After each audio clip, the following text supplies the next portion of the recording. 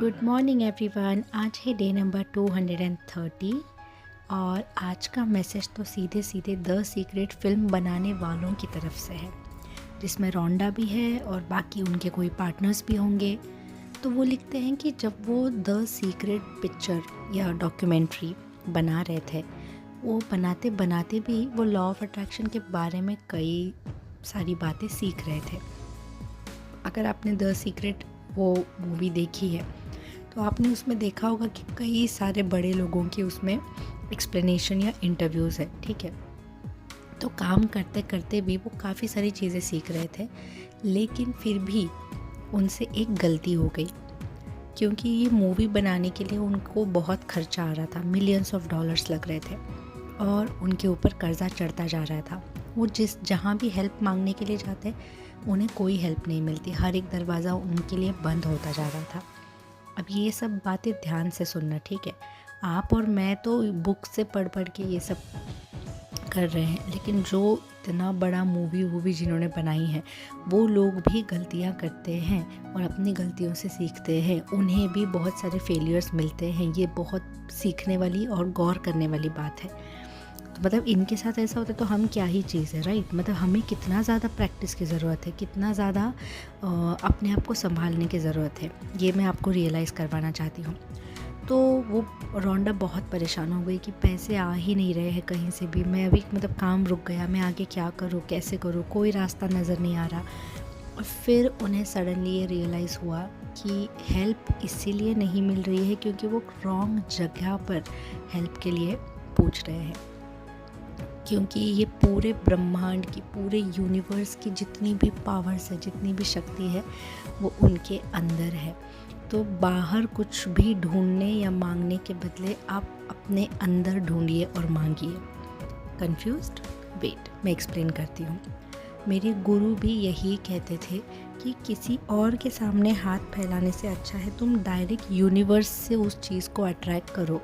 तभी मुझे, सच बोलूँ, मुझे तब नहीं समझ आता था। I tried very hard to understand him. मैंने पूरी कोशिश की कि मैं समझूं, बट उस उम्र में मैं नहीं समझ पाती थी उनकी बातों को, और अब मुझे सारी बातें याद आती है।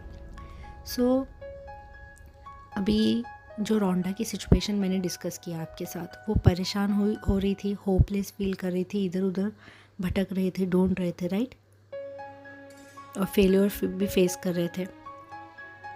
यानी कि वो यूनिवर्स यानी पॉजिटिविटी, ठीक है, यूनिवर्स से कम्प्लीटली डिस्कनेक्टेड थे। फिर उन्होंने अपनी गलती को रियलाइज़ किया, शांत बैठकर अपने आप से कनेक्शन जोड़ा। यानी वो बिखरी हुई जो थी ना, वो सब अपने आप को समेट लिया, फोकस किया, और उन्होंने वो सोचा जो उन्हें चाहिए कि उनकी सीक्रेट फिल्म सक्सेसफुली कंप्लीट हो रही है, उनके पास इनफ पैसे हैं सब कुछ मैनेज करने के लिए, ना कि सिर्फ मूवी बनाने के लिए बट उसको रिलीज़ करना, आफ्टर प्रोडक्शन भी बहुत सारे खर्चे होते हैं, वो सब के लिए ये सब कुछ उन्होंने अच्छे से सोचा और कम्प्लीटली यूनिवर्स पे सरेंडर कर दिया अपने आप को सौंप दिया कि you will get the help for me, और जैसे करना है, जो करना है वो यूनिवर्स कर देगा। ये सोचकर उन्होंने बस जैसे तैसे अपना काम चालू किया और उनको हेल्प मिलते गई, सब कुछ होते गया, एंड रिज़ल्ट तो हम सब के सामने है। मूवी तो बनी ही, लेकिन इतनी सक्सेसफुल हुई, बुक तो लिखी गई और इतनी सक्सेसफुल हुई कि मतलब उसका कोई, मतलब ऐसा कोई नहीं होगा जिसे वो मूवी या वो बुक नहीं पता है इस पूरे दुनिया में, नो मैटर वो कौन सी भाषा यूज़ करते हैं, ठीक है। तो मित्रों, कहने का मतलब ये है कि एवरीथिंग इज़ पॉसिबल। बस हम जो बिखरे हुए हैं, हमारे थॉट्स जो इधर उधर बिखरे हुए हैं, उन सबको कंसंट्रेट करना है एक जगह पर। मैं आपको एक रिमाइंडर देना चाहती हूँ कि अभी भी अगर आपने अफर्मेशंस लिखना स्टार्ट नहीं किया है, या फिर कोई भी एक पॉजिटिव जर्नल अगर आपने मेंटेन नहीं किया है लाइफ में, तो प्लीज़ स्टार्ट इट। इनफैक्ट मैं तो कहूँगी कि इस न्यू ईयर्स से यही एक रेजोल्यूशन बनाइए कि आप रोज़ अफर्मेशंस लिखेंगे या पढ़ेंगे नहीं, लिखेंगे और पढ़ेंगे दोनों, ठीक है। क्योंकि जब तक आपका माइंड क्लियर नहीं होता है कि आपको एग्जैक्टली क्या करना है, तब तक वो यहाँ वहाँ भागता रहता है। जब उसे कुछ टारगेट दिया जाता है तो फिर वो उस टारगेट के पीछे भागता है। तो हर सुबह अपने आप को अपने गोल्स आपको कैसी लाइफ जीनी है वो याद दिलाना इम्पॉर्टेंट है, ताकि पूरे दिन आपका माइंडसेट वैसा ही रहे। Okay, and surrender yourself to the universe. जो होगा बेस्ट होगा। Even if bad things are coming your way, accept it with grace and dignity and move on.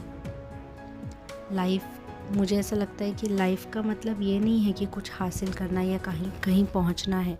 ये जो कुछ भी हो रहा है ना, उसमें ही सादगी से और जी भर के उस सारी चीज़ों को एंजॉय करना, उस जर्नी में पूरी तरीके से मौजूद रहना, इसी का नाम लाइफ है। Happy life to all of you. यही आज का मैसेज था। Thank you so much for watching, listening and understanding. Have a beautiful day. Bye bye.